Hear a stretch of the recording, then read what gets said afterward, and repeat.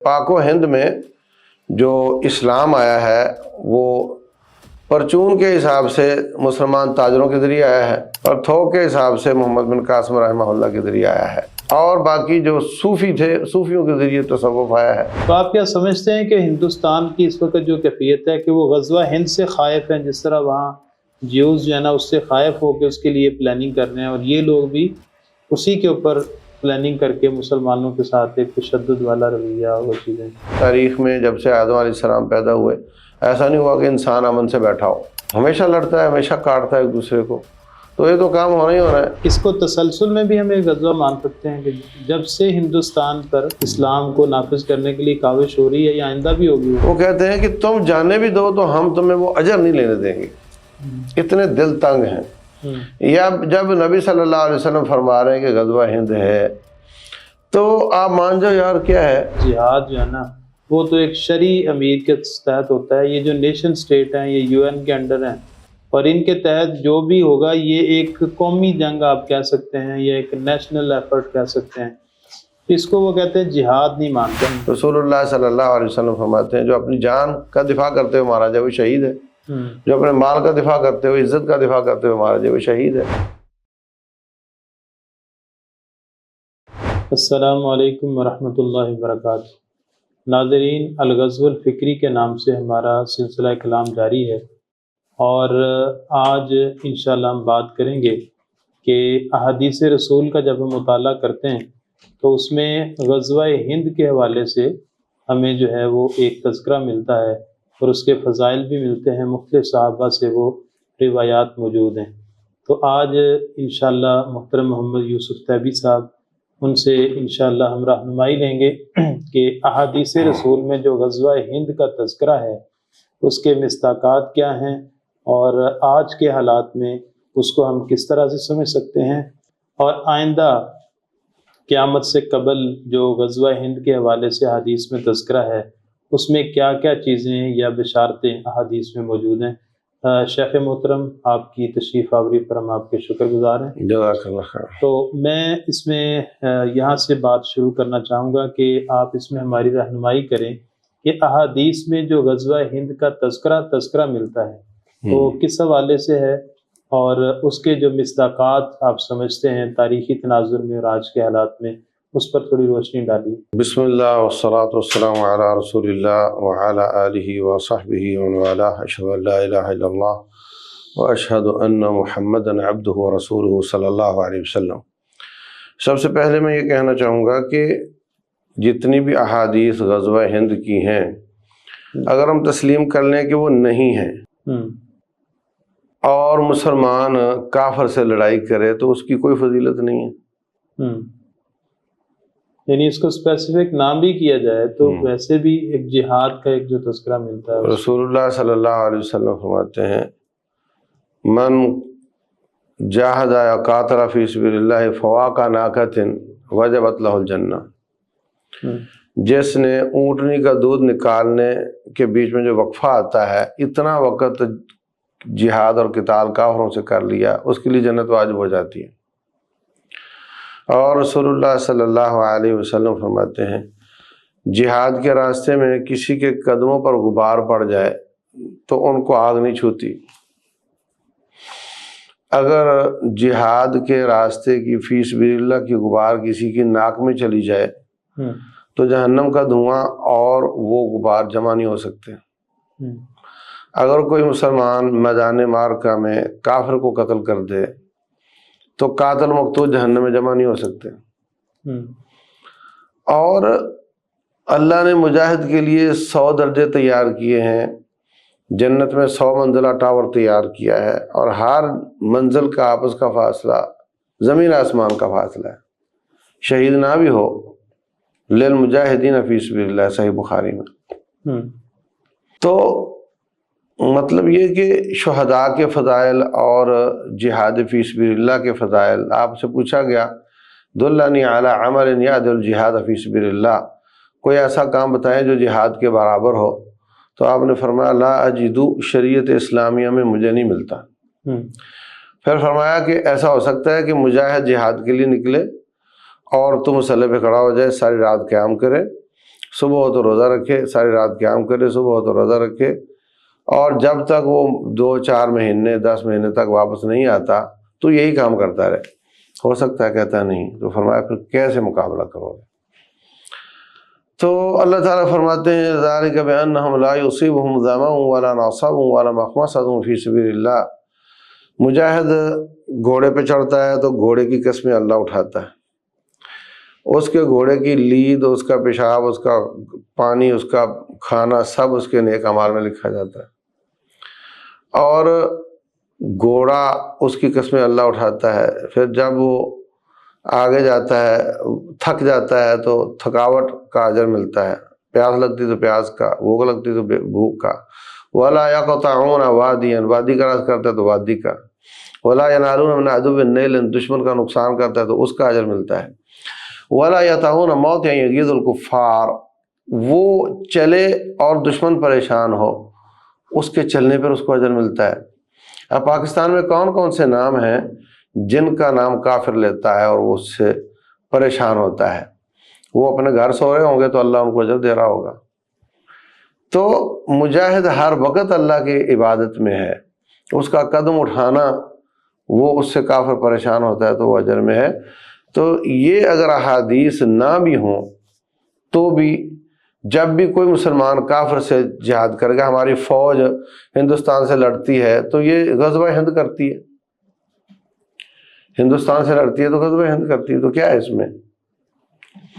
جہاں تک اسپیشل ان احادیث کا تعلق ہے جو غزوہ ہند کے بارے میں ہے، جو نبی صلی اللہ علیہ وسلم کی بطور بشارت آئی ہیں، تو ان میں ایک روایت ہے، حضرت ثوبان نبی صلی اللہ علیہ وسلم کا غلام تھا، وہ روایت کرتے ہیں کہ رسول اللہ صلی اللہ علیہ وسلم نے فرمایا اصابتان من امتی احرزہم اللہ من النار، میری امت کے 2 گروہ ہیں جن کو اللہ نے جہنم سے آزاد کر دیا ہے، ایک وہ جو ہندوستان سے لڑائی کریں گے، اور دوسرے وہ جو عیسیٰ بن مریم علیہ السلام سے مل کر دجال کے ساتھ لڑائی کریں گے، یہودیوں کے ساتھ لڑائی کریں گے۔ تو اب یہ دونوں گروہ جو ہے نا وہ جہنم سے آزاد ہیں۔ حضرت ابو ہریرہ رضی اللہ تعالیٰ عنہ کہتے ہیں کہ میں اس میں جانے کی چاہت رکھتا ہوں، اگر میں شہید ہو گیا تو میں بہتر شہداء میں سے ہوں گا، اور اگر میں واپس آیا تو میں جہنم سے آزاد ہو چکا ہوں گا۔ تو یہ روایت جو ہے اس کو جو پچھلی تھی حضرت ثوبان کی، وہ تو سب محدثین اس کو صحیح مانتے ہیں، تو جو غزوہ ہند کی روایت ہے وہ صحیح ہے، اس میں کوئی اختلاف نہیں ہے، صحیح، اور البانی صاحب نے بھی اس کو صحیح کہا ہے، سلسلہ میں 1934 نمبر حدیث ہے۔ اور دوسری جو ابو ہریرہ رضی اللہ عنہ والی ہے، وہ اس میں 3-4 سندیں ہیں، اور ان کی سندیں کسی کمزوری سے خالی نہیں ہیں۔ مثال کے طور پر پہلی جو حدیث ہے وہ مسند احمد میں ہے، اس میں جبر بن عبیدہ ضعیف راوی ہے، اور دوسری سند جو اس کی ہے وہ ابو ہریرہ رضی اللہ عنہ سے نسائی شریف میں ہے، اس میں برا بن عبداللہ غنوی کہ وہ اس کی حدیث کمزور ہوتی ہے، یہ اس کی وجہ۔ تیسری جو سند ہے وہ ابن ابی عاصم نے الجہاد میں بیان کی ہے، اس میں ہاشم بن سعید نام کا راوی ضعیف ہے۔ اور چوتھی سند اس کی جو ہے، نبی صلی اللہ علیہ وسلم فرماتے ہیں تم لوگ جہاد کرو گے ہند کے ساتھ، یکون فی هذه الامۃ بعث فی السند والہند، سندھ اور ہند کے ساتھ لڑائی کرنے کے لیے تم میں سے ایک لشکر جائے گا۔ اچھا، یہ روایت میں نے بتا دیا۔ اگلی جو ہے وہ اس طرح ہے کہ لا یغزون الہند لکم جیش، تمہارا ایک لشکر ہندوستان سے لڑائی کرے گا، اللہ ان کے ہاتھوں ہندوستان کو فتح کرے گا، اور وہ وہاں کے بادشاہوں کو زنجیروں میں جکڑ کر لائیں گے، اور اللہ تعالیٰ ان مجاہدوں کو معاف کر دے گا، اور جب وہ واپس آئیں گے تو ابن مریم علیہ السلام وہ شام میں آ چکے ہوں گے۔ ابو ہریرہ کہتے ہیں اگر میں وہاں ہوا تو میں ہر چیز بیچ کر اس میں شرکت کرنے کی کوشش کروں گا، اور جب اللہ فتح دے دے گا تو میں جہنم سے آزاد ہو جاؤں گا، اور جب میں شام میں آؤں گا تو حضرت عیسیٰ علیہ السلام کو ملوں گا، اور ان سے کہوں گا کہ دیکھیں جی میں نبی صلی اللہ علیہ وسلم کا بھی صحابی ہوں اور آپ کا بھی صحابی بن گیا ہوں۔ تو نبی صلی اللہ علیہ وسلم نے تبسم فرمایا اور فرمایا ہے ہاتھ ابو ہریرہ بڑا مشکل ہے، یعنی تیرا زمانہ اور ہے وہ زمانہ اور ہے۔ تو یہ حضرت نعیم بن حماد نے یہ روایت الفتن میں بیان کی ہے۔ تو اس میں بقیہ بن ولید مدلس راوی ہے اور اس نے عن سے بیان کیا، یہ محدثین کی اصطلاحات ہیں، مطلب کمزور ہے۔ جو اگلی سند ہے اس کی، اس میں ولید نے صفوان بن عمر سے بیان کیا ہے، تو یہ ولید بن مسلم کا آنا ہے، اس وجہ سے یہ کمزور ہے۔ تو جو پہلی حدیث تھی ثوبان کی وہ تو صحیح ثابت ہو گئی، اور جو باقی ہیں ان میں کوئی نہ کوئی کمزوری ہے، مگر ان کی تعداد زیادہ ہے۔ تو اس سے کچھ نہ کچھ تو تصور آتا ہے کہ ایسا ہوگا، کچھ نہ کچھ تصور تو آتا ہے کہ ایسا ہوگا۔ بہرحال تو یہ احادیث ہیں، اور اگر دیکھیں جو ضعیف راوی ہوتا ہے ہم کہیں گے یہ ضعیف ہے، جو ضعیف سند ہے ہم کہیں گے ضعیف ہے، لیکن ایک آدمی حافظے کا کمزور ہے ہم کہیں گے اس کی روایت ضعیف ہے، لیکن حافظے کے کمزور آدمی کو ہو سکتا ہے بات یاد رہ گئی ہو، ساری باتیں تو اس کی وہ کمزوری ہاں، تو ایسی صورت میں مطلب اللہ کے نزدیک ہو سکتا ہے وہ صحیح ہو، ہم تو قاعدے ضابطے کے مطابق کہیں گے ضعیف ہے۔ تو اگر وہ صحیح ہوئی تو اس سے بعد محدثین نے لکھا ہے کہ پتہ چلتا ہے کہ یہ مارکا آخری زمان میں بھی ہوگا، جب وہ وہاں سے ان کو لائیں گے بزنجیروں میں اور لا کر کے شام میں پہنچیں گے تو حضرت عیسیٰ، تو ان کے زمانے میں ہوگا۔ اچھا، یہ جو غزوہ ہند ہے ولید بن عبد الملک کے زمانے میں اس نے حکم دیا حجاج بن یوسف کو، اور حجاج بن یوسف نے اپنے بھتیجے محمد بن قاسم ثقفی کو بھیجا، تو وہ بلوچستان سے آیا اور آ کر کے آج کل دھابے جی بولتے ہیں، کراچی کی ایک جگہ ہے ٹھٹھا روڈ پہ، تو وہاں پہ اس کے قلعے کے آثار ابھی تک ہیں، جو راجہ داہر کا قلعہ تھا۔ تو وہاں حملہ کر کے اس عورت کی شکایت دور کی جس نے بلایا تھا، اس کے بعد پھر وہ آگے بڑھا ہے تو بڑھتا ہی گیا ہے۔ نواب صدیق حسن قنوجی رحمہ اللہ جو بہت بڑے محدث گزرے ہیں، وہ کہتے ہیں ہمارے قنوج تک ان کے لشکر آئے ہیں، اور ادھر بعض کہتے ہیں ملتان تک آئے، بعض کہتے ہیں کہ چنوٹ تک آئے ہیں، اور جہاں جہاں وہ آیا وہاں وہاں کھجوریں بوتا رہا ہے، اور جہاں جہاں وہ آئے ہیں انہوں نے اسلام کا بیج بویا ہے۔ تو پاک و ہند میں جو اسلام آیا ہے وہ پرچون کے حساب سے مسلمان تاجروں کے ذریعے آیا ہے، اور تھوک کے حساب سے محمد بن قاسم رحمہ اللہ کے ذریعے آیا ہے، اور باقی جو صوفی تھے صوفیوں کے ذریعے تصوف آیا ہے، یہ بھی ٹھیک ہے، ان کے ذریعے تصوف یہاں پہنچا ہے۔ اسلام خالص جو آیا ہے وہ ان لوگوں کے ذریعے آیا ہے، اور وہ اس کے بعد جو سلطان محمود غزنوی نے علاقے فتح کیے اور سومنات کا مندر توڑا، تو اس سے بھی بہت وسیع پیمانے پر لوگ مسلمان ہوئے ہیں، اور اس کے بعد غوری رحمہ اللہ نے اس علاقے پہ ایک وقت گزارا، اور ان کی وجہ سے بھی، اور بعد میں پھر یہ جو مغل بادشاہوں کا سلسلہ یہاں چلتا رہا، تقریباً 900 سال یہاں پہ حکومت مسلمانوں کی ہوئی ہے۔ تو ایک غزوہ ہند وہ ہو چکا ہے، اور اب دوبارہ ہندوؤں نے اس علاقے پہ قبضہ کر لیا ہے، اب یہ پھر غزوہ ہند چل رہا ہے۔ اگر آج کے حالات میں جو ہندوستان حملہ کرنا چاہ رہا ہے، اور اگر اللہ نہ کرے اگر وہ کر دیتا ہے، تو پھر ہماری فوج بھی لڑے گی، ہماری عوام بھی لڑے گی انشاءاللہ، تو یہ بھی غزوہ ہند ہی ہوگا۔ اور اگر وہ حدیث اللہ کے نزدیک صحیح ہوئی تو حضرت عیسیٰ علیہ السلام کے زمانے میں پھر ان سے جہاد ہوگا۔ تو اب لوگ عجیب ہیں، وہ کہتے ہیں کہ تم جانے بھی دو تو ہم تمہیں وہ اجر نہیں لینے دیں گے، اتنے دل تنگ ہیں۔ یا جب نبی صلی اللہ علیہ وسلم فرما رہے ہیں کہ غزوہ ہند ہے، تو آپ مان جاؤ یار کیا ہے، اچھا یہ کہنا کہ نہیں وہ ہو چکا تھا یا ہوگا، تم نہیں ہو وہ، یہ کہاں سے آ گیا؟ تو اس میں شیخ ہم مثال کے طور پہ یہ بھی تو دیکھ سکتے ہیں، جیسے جانا بیت المقدس کو آزاد کروایا صلاح الدین ایوبی نے، یا آپ نے بھی مثال دی غوری اور غزنوی، یعنی غزنوی نے کتنے حملے کیے، تو ہر ایک حملے کو اسی یعنی فتح کا ہی مصداق قرار دیں گے نا، پہلی دفعہ ہے دوسری دفعہ. تو اسی طرح اس کو تسلسل میں بھی ہم ایک غزوہ مان سکتے ہیں کہ جب سے ہندوستان پر اسلام کو نافذ کرنے کے لیے کاوش ہو رہی ہے یا آئندہ بھی ہوگی وہ غزوے کا مصداق. بالکل. اب اگر وہ بالفرض جو لوگ دل تنگ کرتے ہیں کہ نہیں یہ غزوہ ہند نہیں ہے، تو جیسے میں نے عرض کیا وہ غزوہ تو ہے نا، لڑائی تو ہے کافروں کے ساتھ، اور جس کے وہ فضائل جو عمومی فضائل ہے وہ تو ہے نا ان کے. اچھا، اس میں شیخ آپ جب فضائل بیان کر رہے تھے تو ایک بات میرے ذہن میں آ رہی تھی. وہ عام طور پہ جب سے یہ نیشن سٹیٹس بنی ہیں تو لوگوں کے ذہن میں ایک سوال ہی آتا ہے کہ جی غزوہ یا جنگ یا جہاد جو ہے نا وہ تو ایک شرعی امیر کے تحت ہوتا ہے. یہ جو نیشن سٹیٹ ہیں یہ UN کے انڈر ہیں اور ان کے تحت جو بھی ہوگا یہ ایک قومی جنگ آپ کہہ سکتے ہیں یا ایک نیشنل ایفرٹ کہہ سکتے ہیں. اس کو وہ کہتے ہیں جہاد نہیں مانتے. آپ نے مثال دی کہ جس طرح پاکستانی آرمی ابھی اگر ڈیفنس میں ان کے اوپر یعنی انڈیا کے اٹیک کی شکل میں ڈیفنس کے لیے کوئی اقدام کرتی ہے تو وہ کہتے ہیں کہ یہ قوم کیا ایک تقاضا تھا، یہ ایک ملک کی ایک اس کا تقاضا تھا، ان کے تحت انہوں نے کام کیا. اس کو ہم جہاد والی احادیث اور فضائل والے کے تحت آپ نہیں لا سکتے. یہ بھی دل کی تنگی ہے نا،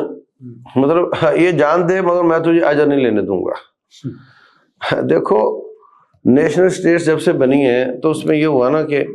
یہ پاکستان کا مسلمان ہے، وہ ہندوستان کا مسلمان ہے، یہ کشمیر کا مسلمان ہے، یہ فلسطین کا مسلمان ہے. تو میں بھائی تیرا تعاون نہیں کروں گا، تو فلسطینی ہے تو کشمیری ہے، پاکستان کا ہوگا تو میں یہ کام کروں گا. یہ نیشنلزم ہے. تو اب اگر پاکستان کی عوام یا ان کی جو فوج ہے وہ کہے کہ کشمیر میں کیوں ظلم ہو رہا ہے، ہندوستان میں کیوں ظلم ہو رہا ہے، ان کے لیے آواز اٹھائے تو نیشنلزم نہ رہا. اگر پاکستان اپنے جہاز فلسطین بھیجے اور وہاں ان کے جہازوں کو گرا کر آئے تو نیشنلزم تو نہ ہوا. یہ تو مسلمانوں کی مدد کے لیے پہنچ رہے ہیں، قومیت کو تو لتاڑ کے جا رہے ہیں نا. اس میں تو یہ غلط ہوگا، یعنی قومیت کو تو لتاڑ کر جا رہے ہیں نا. اب مدینہ پہ حملہ ہوا تو رسول اللہ صلی اللہ علیہ وسلم نے فرمایا کہ مدینے والے اپنے ملک کا دفاع کریں گے. تو یہودیوں کو بھی باندھ لیا معاہدے میں، ایک دوسرے کا تعاون کریں گے اور کافروں کا تعاون نہیں کریں گے، جو میثاق مدینہ تھا. تو مدینہ پہ حملہ ہوا، مدینہ والوں نے مل کر جواب دیا. تو یہ وہ غزوہ احد تھا، وہ غزوہ تھا اور اس میں حضرت حمزہ شہید ہوئے، 70 صحابہ کرام شہید ہوئے. قرآن نے ان کی شہادت کو شہید کہا ہے. تو وہ ملک پہ حملہ ہوا تھا، انہوں نے اپنا دفاع کیا تھا. رسول اللہ صلی اللہ علیہ وسلم فرماتے ہیں جو اپنی جان کا دفاع کرتے ہوئے مارا جائے وہ شہید ہے، جو اپنے مال کا دفاع کرتے ہوئے، عزت کا دفاع کرتے ہوئے مارا جائے وہ شہید ہے. تو کہاں ان کے رہتے ہیں یہ لوگ جو اتنا دل تنگ کرتے ہیں. اچھا، اس میں دوسری بات یہ ہے کہ جو یہ ملک وہاں جا کر سرحد پار کے لوگوں کے لیے تڑپتے ہیں، ہندوستان کے مسلمانوں کے دل پاکستان کے لیے تڑپتے ہیں. میں جانتا ہوں پاکستان کے ایٹمی دھماکوں پر جو ہندوستان کے مسلمانوں نے خوشیاں منائی ہیں اور جو عربوں نے منائی ہیں، یہ نیشنلزم تو نہیں ہے، نہ یہ لسانیت ہے. تو یہ بات درست ہے کہ یہ نیشنل اسٹیٹس بن گئی ہیں مگر مسلمانوں کا عقیدہ تو اس کا تقاضا نہیں کرتا. اچھا، اس میں شیخ دو اپوزٹ یہ یعنی اعتراضات کہہ لیجیے. ایک کیا ہے کہ نیشن سٹیٹ اگر کرے گی تو وہ جہاد نہیں ہوگا. ایک دوسرا گروہ وہ یہ کہتا ہے کہ نیشن ہی کرے گی تو جہاد ہوگا. اگر کوئی پرسنل ایفرٹ کرتا ہے، جیسے کوئی ایک جماعت یا آرگنائزیشن یا کوئی حزب، وہ مل کے کوئی کوشش کرتے ہیں کہ وہ مسلمانوں کے ساتھ تعاون کریں، چاہے وہ مالی ہو یا فزیکلی ہو، تو یہ دشمن کی جو چالیں ہیں یا ان کی کاوشیں ان کو روکیں، یا ڈیفینسو ہو یا ایفینسو کسی بھی شکل میں، تو وہ کہتے ہیں یہ نیشن ہی کر سکتی ہے یا ہیڈ آف اسٹیٹ کر سکتا ہے، کوئی گروہ جو ہے نا اس کو نہیں کر سکتا. پہلی بات تو یہ ہے کہ جو آپ نے پہلے کہا تھا کہ وہ امیر المومنین نہیں کر سکتا ہے، نیشنل اسٹیٹ کا ہیڈ نہیں کر سکتا. جی جی. تو اگر کسی عورت نے خلا لینا ہو تو وہ جج خلا دے دے تو وہ قبول ہوگا یا نہیں ہوگا؟ بالکل، مطلب وہ تو نیشنل اسٹیٹ کا جج ہے. اگر نیشنل اسٹیٹ والا بتی کو لال کر دے تو گاڑی رکے گی کہ نہیں رکے گی؟ تو یہ عجیب بات ہے. باقی سارے کام چلیں گے اور جہاد اس امیر کے تحت نہیں ہوگا، یہ بالکل عجیب بات ہے. دوسری بات جو آپ نے کی ہے کہ کوئی پرائیویٹلی نہیں کر سکتا، تو جب سے نیشنل اسٹیٹس بنی ہے نا اس وقت UN کے چارٹر میں باندھ دیے گئے ہیں لوگ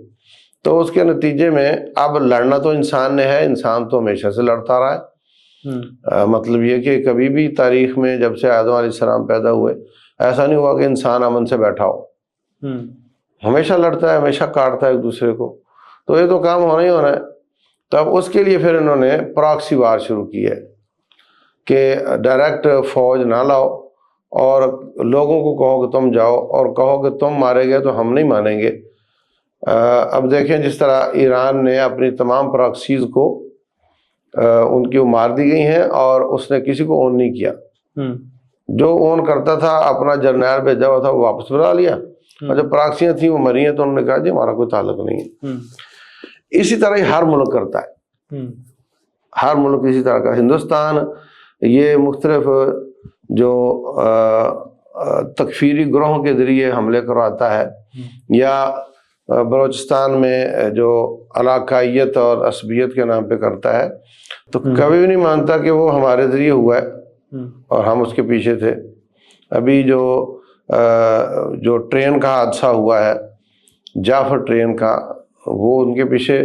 ثبوت دیے ہیں پاک فوج نے کہ یہ ان کا ہاتھ تھا، مگر وہ تو کبھی نہیں مانیں گے۔ تو اسی طرح پاکستان بھی جو اپنے دین کے یا ملک کے مقاصد ہے وہ اپنے لوگوں سے حاصل کرواتا ہے۔ اب عوام سمجھتی ہے کہ یہ اپنے طور پہ لگے ہوئے ہیں، اپنے طور پہ کون لگ سکتا ہے بھائی؟ مطلب وہ ایک انٹرنیشنل بارڈر ہوتے ہیں وہاں ان کے کوارڈینیشن۔ ہاں بالکل۔ تو وہ جو ہے نا، جو کہتا ہے نا کہ یہ اجازت ہوتی تو میں بھی کرتا، وہ میرے پاس آئے میں اجازت لے دوں گا اس کو۔ ہاں یہ اس کو یہ اعتراض بے اعتراض ہی ہے۔ اصل ہے یہ ہے کہ نیشن میں کسی بھی اس کا فارمیٹ بن جائے، چاہے گورنمنٹ اپنے ریگولر ان فوجیوں کے ساتھ یا اس کی کوئی شکل بنا لے، تو یہ اسی جہاد میں آئے گا جس کے فضائل انشاءاللہ۔ میں کہہ رہا ہوں جس کو اتنا اشکال ہے نا کہ باقی کام سب ٹھیک ہے، لڑنا بھی چاہیے، بس اجازت پہ رکا ہوا ہے، وہ میرے پاس آئے میں اس کو اجازت لے دوں گا۔ ہاں صحیح۔ اچھا شیخ، جو ہے نا غزوہ ہند کے حوالے سے جو آپ نے حدیث بیان کی ہیں،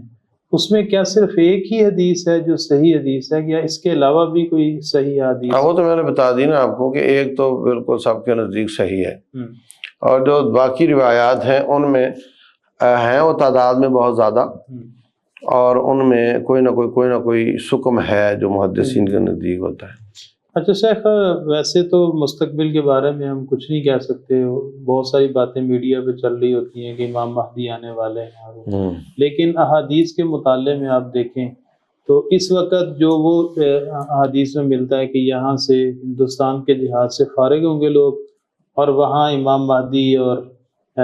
شیخ سیدنا عیسیٰ علیہ السلام کے ساتھ ملاقات ہوگی، تو یہاں سے بھی فتح ہوگی، وہاں سے بھی فتح ہوگی۔ اس وقت بھی یہ دونوں ممالک کے علاقے جو ہے نا وہ ایک ہاٹ ایشو بنے ہوئے ہیں دنیا میں، تو کیا آپ سمجھتے ہیں کہ یہ چیزیں قریب آ گئی ہیں اور وہ ماحول بالکل بننے والا ہے قرب قیامت والا؟ دیکھیں جتنے لوگوں نے بھی قرب قیامت کے اوپر لیکچر دیے ہیں نا، وہ کہتے ہیں کہ بس آج ہی آ جانا اس نے، یعنی وہ جیسے بے حیائی عام ہو جائے گی تو کب سے عام ہو چکی ہے، کتابت پرنٹنگ بہت زیادہ ہو جائے گی تو کب سے بہت زیادہ ہوئی ہے، بدکاری بہت ہو جائے گی تو کب سے زیادہ تو یہ علامات تو ہیں، لیکن اس کو یہ کہنا کہ بالکل اب مطلب اوور آل تو ہم کہہ ہی سکتے ہیں، عہد نبوت میں کہتے تھے کہ قیامت قریب ہے، اقتربت الساعۃ وانشق القمر، قیامت قریب آ گئی ہے۔ اور وہ جو ہاتین والی حدیث وہ بھی آتا ہے کہ مجھے اور قیامت کو ایسے بھیجا گیا جیسے، تو قریب تو وہ ہے ہی، مگر وہ چند سال یا چند مہینوں کی بات ہے، یہ جزم کے ساتھ نہیں کہا جا سکتا۔ یعنی اس کو اسپیسیفائی کرنا یا کوئی جس طرح کئی لوگ پروڈکٹ کرنا شروع کر دے 2050 میں ایسا ہو جائے گا یا اس طرح، وہ ذرا مشکل ہے۔ دوسری بات یہ کہ جو اس وقت چل رہا ہے نا، ایک بشارت ٹرمپ نے بھی دی ہے نا، اس نے کہا ہے کہ غزوہ ہند 1500 سال پرانا ہے، مطلب عہد نبوت سے ہے یہ، وہ کہنا یہ چاہ رہا ہے کہ یہ نبی صلی اللہ علیہ وسلم کی بشارت والا ہے، 1500 سال پرانا مارکا ہے یہ، اس وقت سے انہوں نے کہہ رکھا تھا اور اب یہ ہو رہا ہے، تو وہ بھی مجھے لگ رہا ہے کہ اس نے بھی کچھ پڑھا ہی ہوگا کہیں، اور 1500 سال جو ایگزیکٹلی بول رہا ہے، تو وہ بھی یہی کہنا چاہ رہا ہوگا کہ یہ غزوہ ہند احادیث کے مطابق ہے۔ شیخ صاحب، یہ جو ہے نا ہم پڑھتے ہیں کہ اسرائیل کے اندر جس طرح وہ احادیث میں ملتا ہے کہ برکت کا درخت ہے، وہ مسلمانوں ان کو یہودیوں کو پروٹیکشن دے گا، تو انہوں نے اس کی تیاری شروع کر دی، کیا ہم سمجھ سکتے ہیں کہ اس وقت ہندوستان میں جو مودی یا بی جے پی یا ان کے ہاں جو مسلمانوں کے لیے ایک تشدد والا رویہ وہ شروع سے ہی ہے اور ابھی اس کا مظاہرہ ہم دیکھ رہے ہیں، ان کی زبانوں پہ بھی ہے اور مختلف انداز میں کرتے ہیں، تو آپ کیا سمجھتے ہیں کہ ہندوستان کی اس وقت جو کیفیت ہے کہ وہ غزوہ ہند سے خائف ہیں، جس طرح وہاں جیوز جو ہے نا اس سے خائف ہو کے اس کے لیے پلاننگ کر رہے ہیں، اور یہ لوگ بھی اسی کے اوپر پلاننگ کر کے مسلمانوں کے ساتھ ایک تشدد والا رویہ وہ چیزیں اس کو ہائی لائٹ کریں؟ نہیں، یہ تو ظاہر سی بات ہے، ایک فکری حساب سے، عقیدے کے حساب سے لوگ پڑھتے تو ہیں یہ، تو ان کو غزوہ ہند کا خوف تو بہت زیادہ، وہ منہ سے بھی بولتے ہیں۔ ابھی ایک ان کا سابقہ ریٹائرڈ فوجی آفیسر بول رہا تھا کہ انڈیا کا کوئی اعلیٰ آفیسر ریٹائرڈ بول رہا تھا کہ یہ جو عاصم منیر ہے یہ مولانا ہے، اور ہم تو داڑھی کے دھوکے میں آ گئے۔ ہاں، تو یہ تو جہادی ہے، جہادی اسٹیٹ ہے۔ ہاں، میں ابھی ایک ویڈیو دیکھ رہا تھا، وہ کہہ رہے تھے کہ جہادی چیف آف آرمی اسٹاف۔ ہاں، اور وہ کہہ رہا تھا کہ دیکھو یہ جو کہہ رہے ہیں نا وہ نیوکلیر ویپن بول رہے ہیں، تو یہ آپ اس کو سیریس لو، وہ یہ کہہ رہے تھے۔ تو الحمدللہ جہاد کا، غزوے کا یہ لفظ ہی کافی ہے، اس میں ایک بہت بڑا روب ہے۔ تو ہم اللہ تبارک و تعالیٰ کی وسیع رحمت سے یہ توقع رکھتے ہیں کہ جو بھی ہندوستان سے لڑتا ہے انشاءاللہ وہ غزوہ ہند ہی کرتا ہے، اور اللہ تعالیٰ وہ نبی صلی اللہ علیہ وسلم کی بشارت کے مطابق اس کو جہنم سے آزاد کرے گا۔ رب کی رحمت کو ہم تنگ نہیں کر سکتے، اللہ کی رحمت وسیع ہے، جس زمانے میں بھی کوئی کرے گا انشاءاللہ اس کا مصداق ہوگا، اور اگر بالفرض ان کی بات مانی گئی اور مصداق نہ ہوا تو دسیوں سینکڑوں آیتیں حدیثیں ہیں جو جہاد فی سبیل اللہ کی فضیلت پر ہیں، وہ ان کے مصداق تو ہوں گے۔ اچھا شاہ صاحب، یہ ہمارے ہاں ایک عام جو مسلمان ہے وہ یہ سمجھتا ہے کہ جس جنگ میں نبی کریم صلی اللہ علیہ وسلم ہے اس کو غزوہ کہتے ہیں، اور اس کے علاوہ جو جنگ ہوگی وہ غزوہ نہیں کہلائے گا، لیکن ہم دیکھتے ہیں کہ جو حدیث میں تذکرہ ہے یا عام طور پہ بیان کیا جاتا ہے اس میں غزوہ ہند کہا جاتا ہے۔ اب اس غزوے میں رسول اللہ صلی اللہ علیہ وسلم تو موجود نہیں ہوں گے، تو اس کو ہم غزوہ کس اعتبار سے کہتے ہیں؟ پہلی بات تو یہ کہ آپ کے سوال میں ہی جواب ہے کہ نبی صلی اللہ علیہ وسلم جب نہیں ہیں اور وہ غزوہ کہہ رہے ہیں تو اس کا مطلب ان کا ہونا اس میں ضروری نہیں ہے۔ یعنی یہ جو بات ہے کہ غزوہ وہ ہوتا ہے جس میں نبی صلی اللہ علیہ وسلم ہوں، وہ اس حدیث سے غلط ہو جاتی ہے۔ تصور ٹھیک نہیں ہے، یعنی آپ فرما رہے ہیں وہ غزوہ اور آپ خود اس میں ہے نہیں، یہ تو طے ہے کہ آپ نے غزوہ ہند نہیں کیا اور آپ فرما رہے ہیں وہ غزوہ ہے، تو اس کا مطلب یہ ہوا کہ غزوے میں آپ کا ہونا ضروری نہیں ہوتا۔ صحیح۔ دوسری بات یہ کہ یہ جو اصطلاح بنائی گئی ہے وہ ہے ہی بنیادی طور پہ غلط، مطلب اس کا کوئی سر پیر ہے ہی نہیں، خود ہی لوگوں نے مشہور کر دیا ہے کہ غزوہ وہ ہوتا ہے جس میں نبی صلی اللہ علیہ وسلم موجود ہوں، اور سریہ وہ ہوتا ہے جس میں آپ موجود نہ ہوں۔ یہ تصور ہی غلط ہے، لوگوں نے خام خواہ مشہور کیا۔ ویسے شخص ان لفظوں میں معنی ان کا فرق کیا ہے؟ یعنی سریہ کوئی فرق نہیں، کتیبہ، سریہ، غزوہ، جہاد، قتال، یہ ہم معنی لفظ ہے تقریباً۔ ٹھیک، جزاک اللہ خیر، بہت شکریہ۔ ناظرین، آپ نے غزوہ ہند کے حوالے سے جو حدیث ہیں اس کی تشریحات، ان کے مصداقات، اس کے اوپر محترم محمد یوسف تیبی صاحب نے ہماری رہنمائی کی، اور اس کے حوالے سے جو بات سمجھ آتی ہے کہ ان احادیث کا مصداق رسول اللہ صلی اللہ علیہ وسلم کے دور سے لے کے قیامت تک جو بھی انسان جہاد کرے گا وہ اس کا مصداق ہوگا، اور جہاد کی جتنے بھی فضائل عمومی طور پہ بیان کیے گئے ہیں وہ بھی اس حوالے سے آئیں گے۔ جو بھی جہاد کے جو قوانین، جو ضوابط اسلام نے ڈیفائن کر دیے ہیں اس کے مطابق جب بھی کوئی کرے گا تو یقیناً وہ انشاءاللہ جہاد کے زمرے میں آئے گا اور فضائل کا مصداق ٹھہرے گا۔ اللہ رب العالمین ہم سب کو قرآن و سنت سمجھ کے عمل کی توفیق دے۔ اجازت دیجیے گا، اللہ حافظ۔